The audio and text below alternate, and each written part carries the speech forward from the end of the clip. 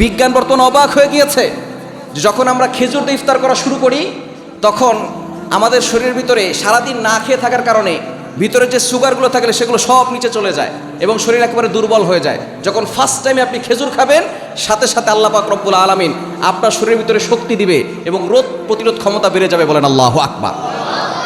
আবার আপনি সাহারিতেও খেজুর খাবেন, একটা হলেও খেজুর খাওয়ার চেষ্টা করবেন। যদি বাসায় খেজুর থাকে, ফরজ না সুন্নত, রাসূলুল্লাহ ইসলামের সুন্নত, যদি বাসায় খেজুর থাকে সাহারিতে একটা হলেও খেজুর খাবেন। সাহারিতে খেজুর আর কলা খাবেন। সাহারিতে যদি খেজুর আর কলা খান দেখবেন আমরা অনেকে 1 লিটার 2 লিটার পানি পান করি, তাই না? সাহারির সময় আপনি যদি খেজুর খান আর কলা খান তাহলে সারাদিন আপনার ভিতরে পানির শূন্যতা আসবে না, বলেন সুবহানাল্লাহ। তাহলে খেজুর সাহারিতে খাওয়ার দরকার আছে না নাই? ইফতারে খাওয়ার দরকার আছে না নাই?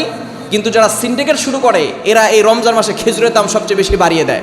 তারা চিন্তা করছে যদি এগুলো বাড়িয়ে দেওয়া যায় তাহলে আমাদের ব্যবসা একটু ভালো হবে। আমরা ব্যবসায়িক ভাইদেরকে বলতে চাই, আল্লাহর রাস্তায় আপনার রমজান মাসে ব্যবসা বন্ধ করে, ঠিক কিনা? রমজান মাসে ব্যবসা বন্ধ করার দরকার আছে না নাই?